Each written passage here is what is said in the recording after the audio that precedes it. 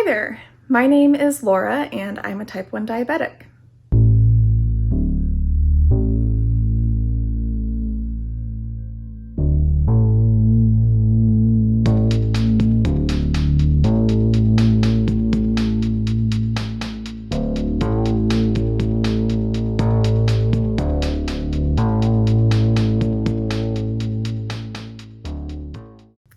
If you've been here before, welcome back to my channel. If you're brand new, welcome for the first time. Very happy to have you here.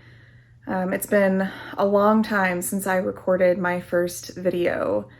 And to be honest with you, there are several reasons for that. Partially life is just kind of wild right now, but another big part of it is probably a topic for a different video. I've experienced a lot of body changes since I started my insulin therapy, and so I think that's its own topic, but it's kind of hard to sit down in front of the camera and record when I'm dealing with some of the emotions that come along with a rapidly changing body. I'm back finally. It's the very end of November, which is Diabetes Awareness Month, and I was hoping to get this video recorded and edited and put out in time for it to be a part of the movement of Diabetes Awareness Month, but it'll probably be going up the very beginning of December. So I kind of missed the boat on that, but that's okay. I think that this kind of a story is important any time of the year. So today I am here to talk about my diagnosis story.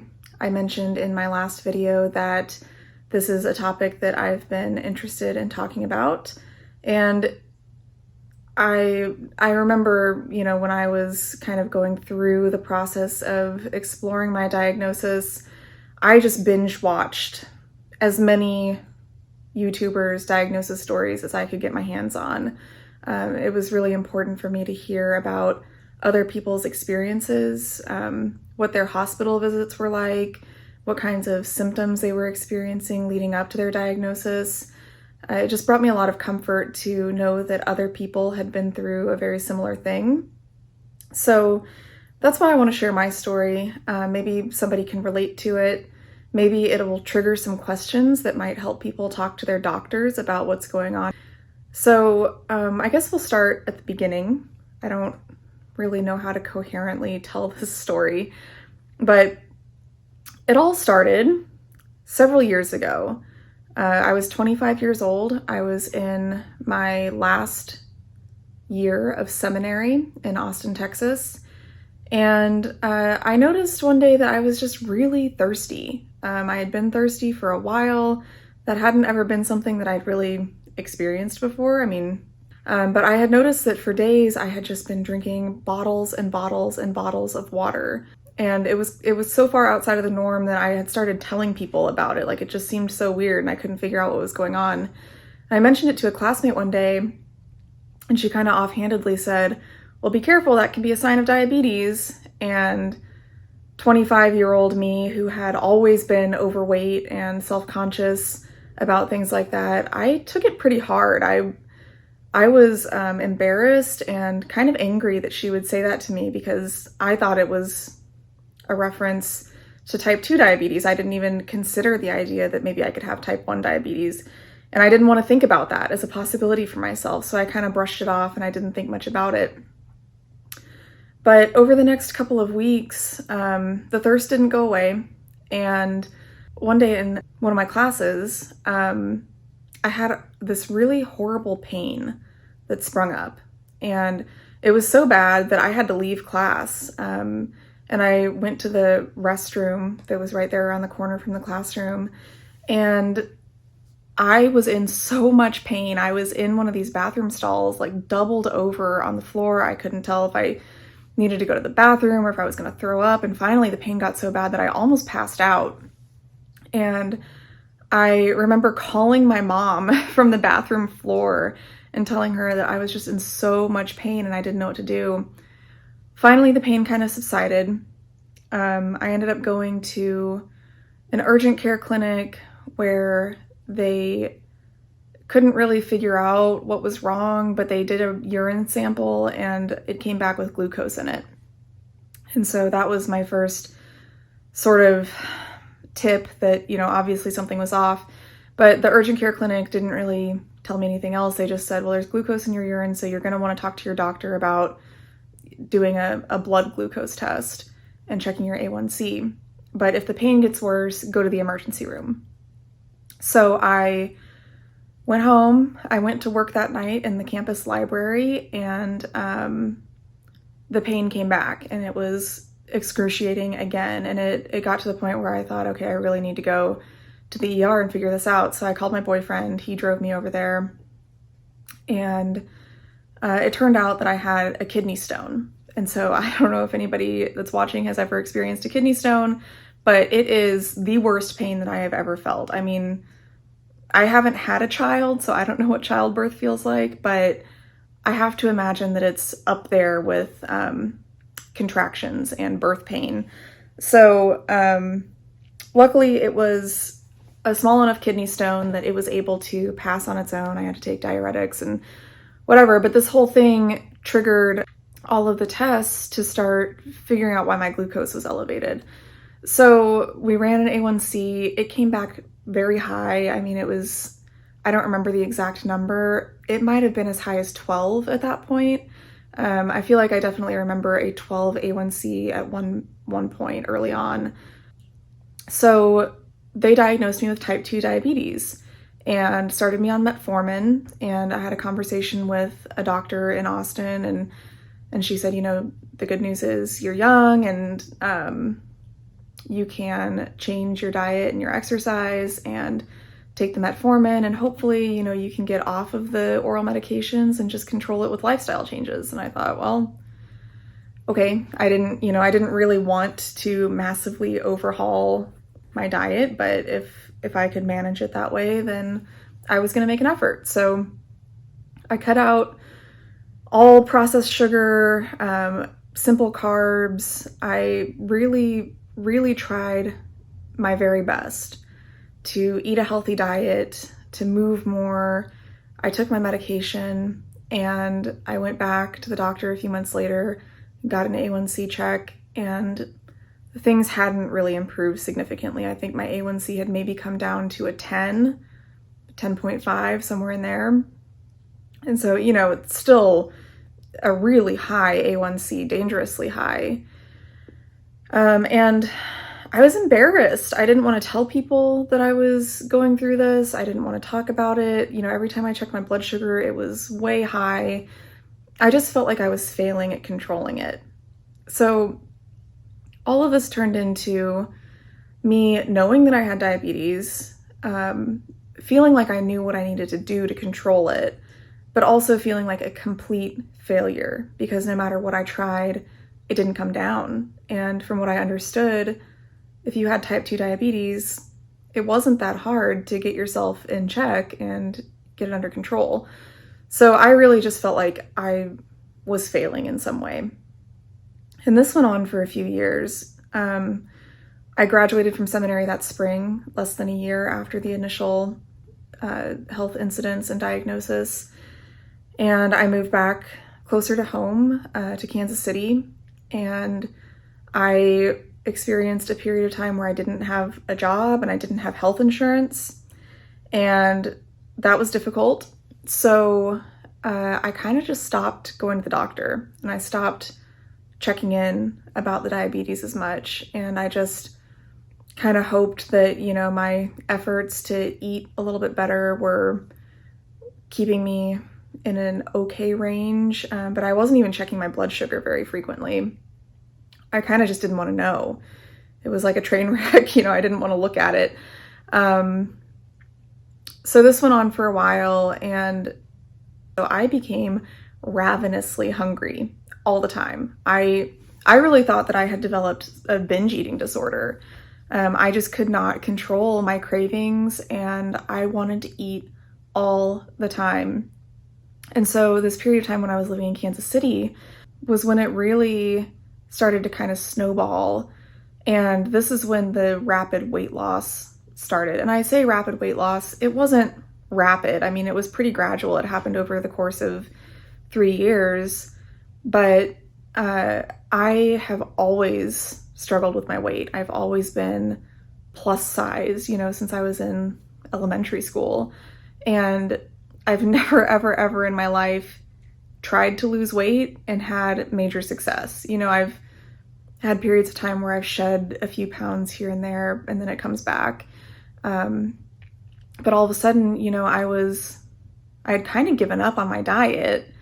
I wasn't exercising a whole lot more than usual, and I was just losing weight. It was coming off 5 pounds here, 10 pounds there, another 5 here, and, before I knew it, I had lost close to 100 pounds, which for my body was healthy. It wasn't healthy, but, I had gotten down to a healthy weight because I was so overweight to begin with.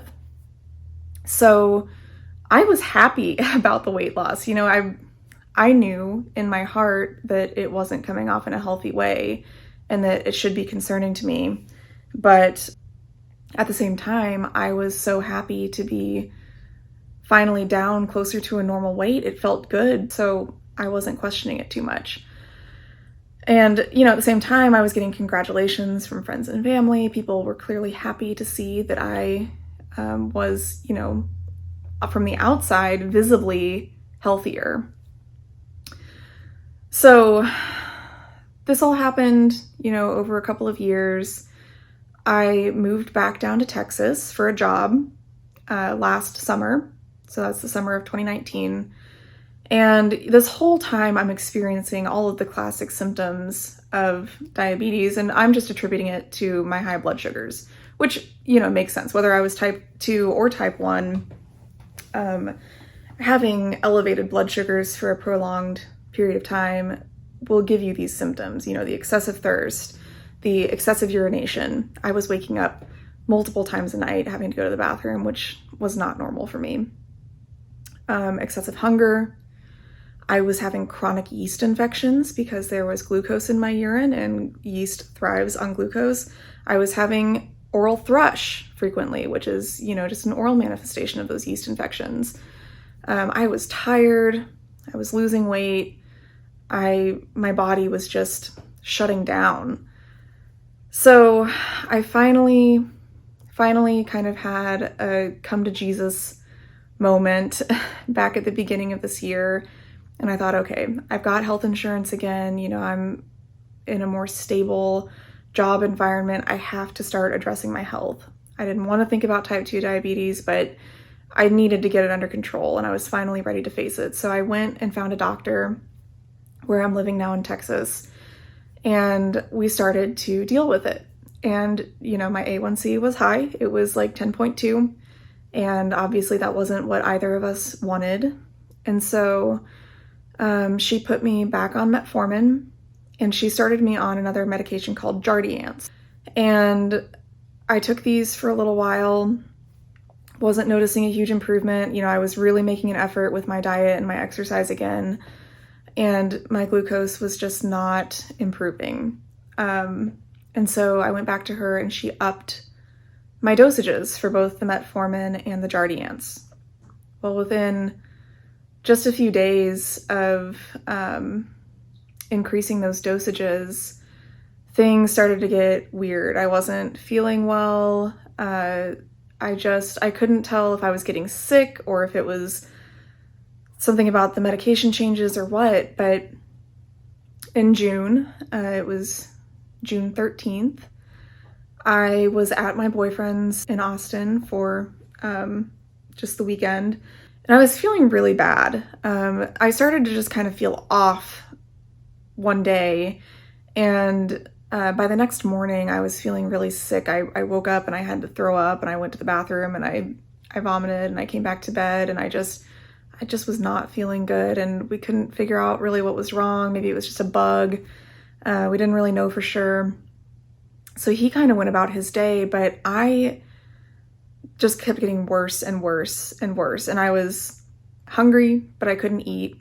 And I was having these horrible muscle pains. I think that was the worst part of it, and what really ultimately made me decide to go to the hospital. But I was laying in bed, and they would kind of come and go in waves. But it was just all over my body, these horrible, horrible muscle aches. Like they were just shredding apart from the inside. I don't really know how to describe the pain that I was feeling, but I mean, I was just laying in bed in tears because no matter what I did, I could not get comfortable. So, it was kind of off and on all day long. I would tell my boyfriend that I was really in pain, and he would say, well, what do you want to do? How can I help? Do you need to take some medicine? Do you need to go to the hospital? What's the deal? And I remember I was hungry and I wanted something to eat, and soup sounded good. And so I ordered delivery, and I got some pho. And the delivery driver couldn't get in the building because it's a downtown condo building, and they were having trouble. So I was like, you know what? I'm just going to come down to the street. I will get it from you. So I walked maybe 20 yards from his front door to the elevator, went down, walked across the lobby to the front door and came back up. And I was so out of breath. I mean, I was panting. I barely could even make the trip, from his front door down to get the food and back up. It just wiped me out. And then I couldn't even eat the food once it was there. I didn't feel up to it. And the muscle pains came back, and I was crying, and I called my nurse line, and they, basically just said, well, if you feel like you need to go to the emergency room, go to the emergency room. So finally I said, okay, let's go to the emergency room. So he took me, and it was during COVID. And so they, did the screening, and I was short of breath, and I'd been nauseous, and I didn't have a fever, but I had several of the symptoms of COVID. And so they kind of like rushed me back to a room and gave me a rapid COVID test, and it was negative. But they did a bunch of blood work as well, and of course came back and discovered that I was in DKA, and pretty deep in DKA. So I ended up in the ICU for a couple of nights, and then they moved me up to a normal floor to kind of get me leveled out for another night or two. I think overall I was in the hospital for about 4 days. So that was how I ended up in DKA. Now, once I got there, I told them, well, I know that I'm a type 2 diabetic. I've been diagnosed for a few years now, and I take metformin and Jardiance, and recently increased my dosages and yada yada. And I hadn't taken any insulin to that point. As far as I knew, I didn't need it. I was supposed to be able to control my glucose with the oral medications and diet and exercise. So they, gave me an insulin drip and got everything back down to, normal. And at one point while I was in the hospital, one of the nurses said, you don't strike me as a type 2. And at this point, people were questioning it because I had lost so much weight that I wasn't your classic type 2 case anymore. If they had known me back when I was 25 and I was diagnosed, I don't think anybody would have questioned it. But at this point, I was a normal weight for my height, and I didn't look like the classic type 2. So I'm grateful for that because, even though I happened to be very overweight when I was diagnosed, that's not always the best way to judge what's going on internally with somebody. And it's dangerous to just assume that somebody's got type 2 diabetes because they happen to be overweight. Could it be that? Yeah. Could it be type 1? Maybe. So this nurse brought up the idea that I might actually be a type 1 diabetic. And that was the first time that I had really considered that as an option.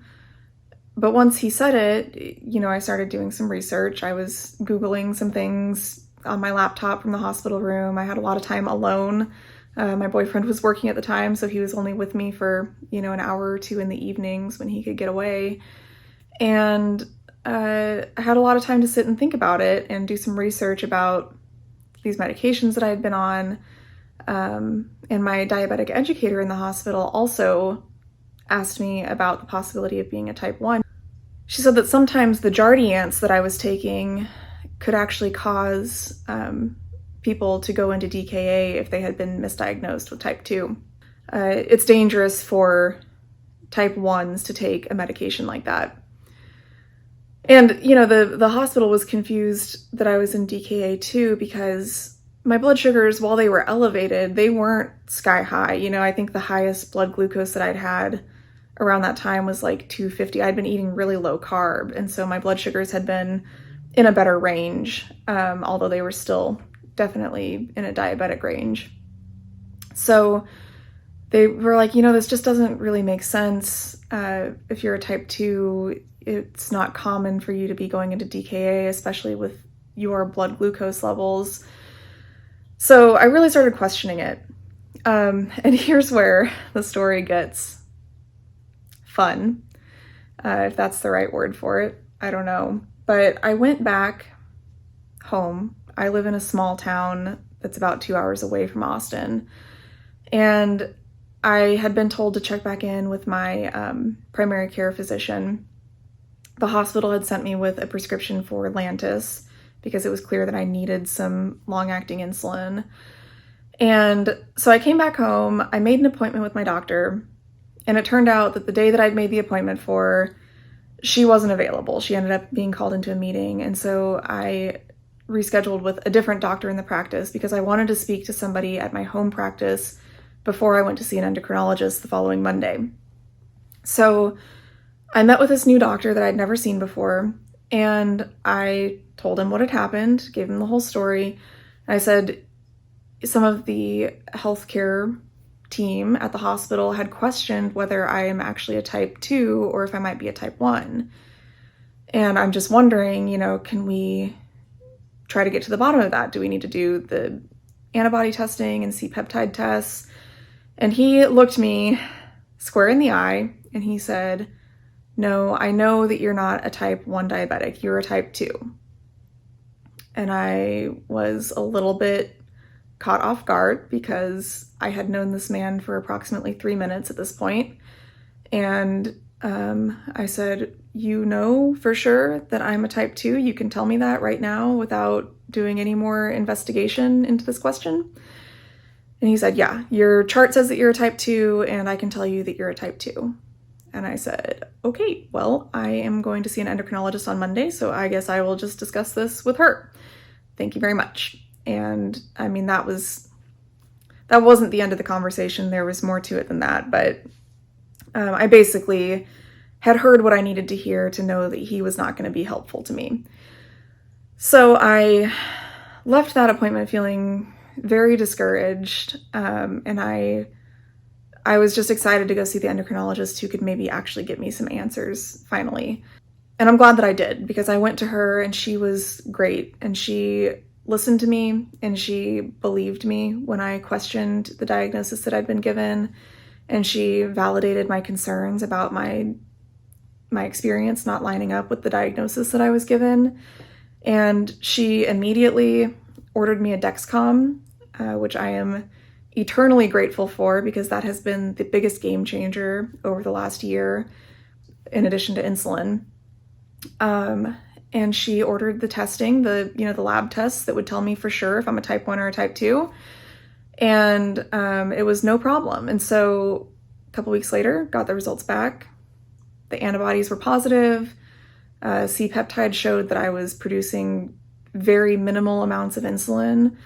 And the diagnosis was confirmed. And so I was able to get on Humalog, and I kept the Lantus. And then within, a couple months after that, I had my Omnipod.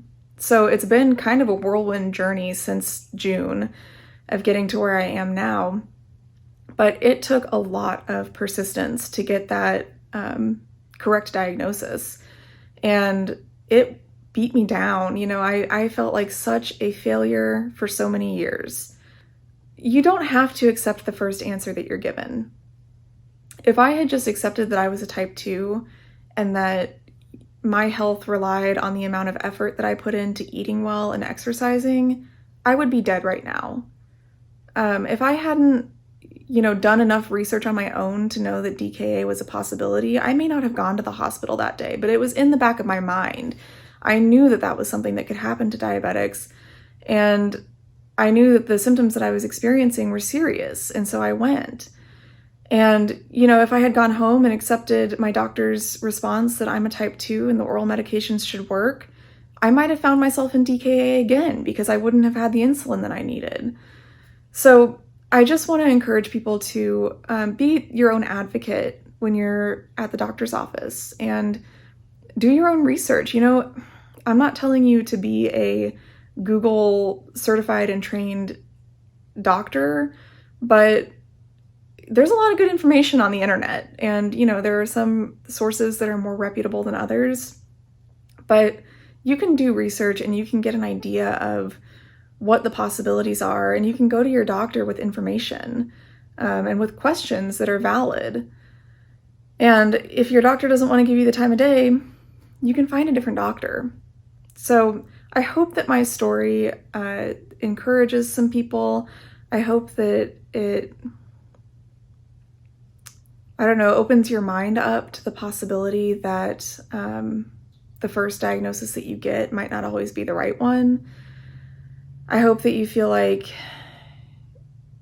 you can ask questions and you can pursue better answers for yourself. And also, I want to say that diabetes is kind of enshrouded in shame. I think so many of us, especially coming from the type 2 community, I got to kind of shed that label. I got to say, well, that's not me. I'm not a type 2. I'm a type 1. It's, I don't have to believe that it's my fault anymore. But I don't think that that's an attitude that anybody should have about whatever form of diabetes they have, whether it's environmental or genetic or whatever. It's not something to be ashamed of. It's something to understand better and to tackle head on. When I was ignoring my blood glucose levels, when I was not wanting to eat and exercise properly because I wanted to pretend like it wasn't an issue, that was detrimental to my health. Whether I had type 1 or type 2, it didn't matter. That was not helpful. And those things were happening because I didn't want to confront it because it was so embarrassing to me to think that I had this disease that people make fun of in the media, that people tell you that it's your own fault, that, it's totally avoidable if you just eat right.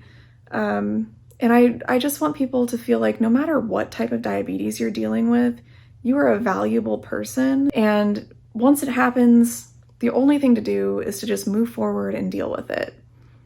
And make sure that you're getting quality healthcare. So this is what I've learned from my journey. The first thing was recognizing some of the symptoms.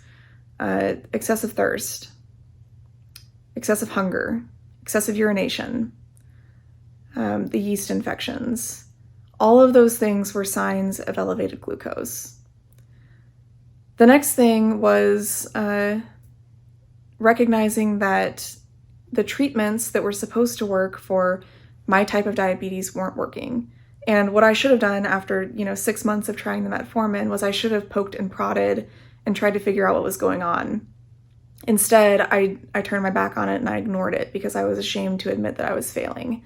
So, the next step should have been saying, well, the metformin's not working. Can we run the tests and see what type of diabetes I have? I didn't even know to ask that question at that point. So now I hope that some of you out there know that you can ask that question. And you can ask for those labs to be run, and you may have to pay a little money to run the labs, but you know what? I think it's worth it. And then from there, get the supplies that you need. Ask for a Dexcom or a Freestyle Libre or, whatever kind of glucose monitor you want to use. But I think that that is the absolute game changer in diabetes management. And ask for a pump if you want one too. Don't listen to your doctor if they say that you have to wait 6 months to get a pump, or, you need to really master MDI for a year before you can even talk about a pump. Go find a different doctor. If you want a pump, get a pump. Don't wait around for somebody else to tell you that you're ready to take control of your health. So know the signs and symptoms, be your own advocate at the doctor's office, and then embrace whatever the diagnosis is and get the tools that you need to manage well. Try not to let the stigma weigh you down. Just live the life that you want to live as a diabetic, and do what you can to have the healthiest and happiest life that you possibly can. So that's my story. I'm sure that there's more that I could tell you about it. There are lots of details that I left out, but that's long enough, I think. And just a little update on where I am now. Let's see, it's the end of November now, and I started insulin therapy, let's just say like August 1st. So that's been August, September, October, November. It's been 4 months on insulin. And in the meantime, my A1C when I was at the hospital was 9.7. So it had come down like a half a point, since the last time my doctor had taken it. And it was 9.7. I had never ever seen an A1C below 9 since I was diagnosed. And I dove into the diabetes type 1 community after my diagnosis, or really before my diagnosis, when I was kind of anticipating that there might be an alternative diagnosis. And I just started doing all of the research that I possibly could. I listened to the entirety of the Juicebox Podcast, which has over 400 episodes right now. And I really wanted to learn how to manage type 1 diabetes with insulin. And at this point, I am really proud to say that my A1C has come down to 5.2. The last time that I had it tested was about a month ago, and it was a 5.2. And my time in range, because my Dexcom shows me, all of those stats, I'm at about a 92% time in range with less than 4% low, and the rest high. I guess that would leave me with about 4% high. And my range is set from 70 to 130. So those highs, I hardly ever see a blood sugar over 180. Hardly ever. It's diabetes. There are ups and downs. I don't have a perfectly straight line on my graph. But having access to the insulin that I need completely turned my life around. I don't feel like a failure anymore. I don't feel ashamed. I feel proud to be able to share what I've managed to do with the correct tools over the last several months. So I hope that gives you a glimmer of hope too, that, once it clicks, once you understand what's going on and you have the right tools at your disposal, you can do it. This is a manageable thing. And even if your management isn't perfect right now, that's okay. We're always just trying to do a little bit better, and we're trying to do what's healthy for our bodies. And I especially hope that if you are struggling right now with your management and you have an A1C that's higher than you would like for it to be, that you don't hear this as me bragging or gloating or celebrating how much more I understand about diabetes than you. I don't feel that way at all. I'm just so grateful to the resources that have taught me how to manage the way that I do. And I put a lot of effort into it. It would be easy to kind of just back off a little bit and have an okay A1C. But after so long of feeling out of control, it was important for me to make sure that I knew exactly how to use that insulin to get the results that I wanted. And so that's where I am. And I hope that it's an encouragement to you that it is possible, that we don't have to settle for higher than we're comfortable with A1Cs that leave us with side effects that are not fun in the present and lead to complications in the future. And if I could do it, you can do it. If I, who failed at being a diabetic for 3 years, can get to a place that I'm proud of, you can too. And I'm happy to answer any questions about that sort of stuff in the comments as well. So if you enjoyed this video, please hit the like button. If you like the kind of information that I have to give you, let me know in the comments. Let me know what you're interested in hearing more about. Please subscribe to my channel if you want to see more videos. I thank you guys for watching. I really appreciated some of the comments that I got on my previous video. If you haven't watched that yet, that's about starting my Omnipod pump back in September. I'm still using the Omnipod. I still really like it. It's working out super well for me. So I'm going to continue with that for now. And I'm hoping that the Omnipod 5 or Horizon system is going to be out soon. That'll be fun to explore when it comes out. So I will see you all in the next video. Until then, stay safe and stay happy. Bye-bye.